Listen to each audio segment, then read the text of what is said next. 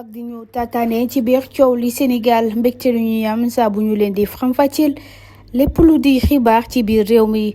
sàcc boo dëkkal saa suñu ko jàppee yuuxu dina jib fu ñu ko foogewul paak balay rendi sa waay moo koy daas jox sa noon looloo dal waykat bi la di Wally Ballago Seck moom ab sekkiyam la ñu daal di sàcc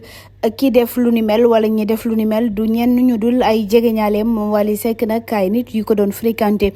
toll ci ñetti nit ñoo daal di sàcc boobu le sekkiyee ginnaaw loolu moom Wally dem na daal di jébbal ab plaintam ñi nga xam ne ñoom ñoo di waa section de recherche ginnaaw loolu ñi nga xam ne ñoom ñoo di section de recherche ak seenu xarañte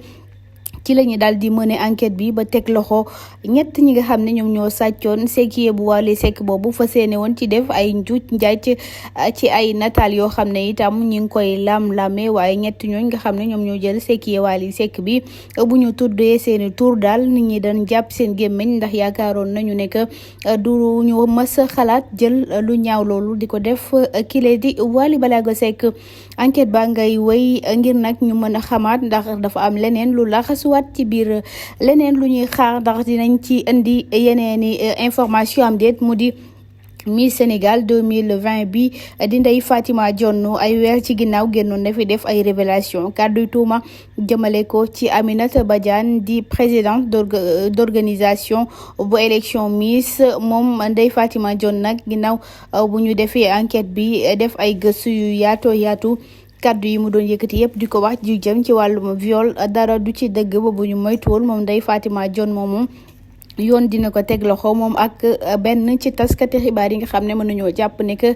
ñoo ko doon dékk micro ndax dañoo daal di def diffamation wax loo xam ne du dëgg waaye yëkkati ay tuuma itam teg ko ci ndoddum nit ba mu naroon koo jural jëya ki la di Ndeye Fatima Dione nag ñi ngi xaar ndax fan la wànnet di mujjee ak i gëtam ki nga xam ne moom moo di Ndeye Khady Ndiaye bu Sweet Beauté démb la ñu ko doon déglu ca tribunal bu Ndakaaru lépp fukki waxtu yoo xam ne daal dinañu koy déglu ginnaaw bu juge d'instruction bi sàkkoo woon moom Ndeye Khady Ndiaye moomu doyen des juges sàkkoo woon moom Ndeye Khady Ndiaye moomu mu daal di ñëw nag ñu daal di koy taataan déglu ko au fond du dossier ndax li ñu doon déglu ci diggante coowal Adji Sarr ak Ousmane Sonko dëgg la am déet ngeen ñu wëyal li nga xam ne moom moo di enquête bi il fallait que rek moom Ndeye Khady Ndiaye moomu ñu daal di koy déglu waaye fa mu tegoon tànkam ba tey tegiw ko ci li nga xam ne moom moo di complot bi ñu ne Adji Sarr ak nitam dañu ko complot ki la di Ousmane Sonko dañu déglu di xaar moom Ousmane Sonko fan lay mujjee ginnaaw bu ñu dégloo Ndeye Khady Ndiaye Ousmane Sonko moo ci war a toppam déet abonné leen activer seeni cloche de notification ngir ngeen mën a am suñu vidéo à temps réel jaa ngeen jëf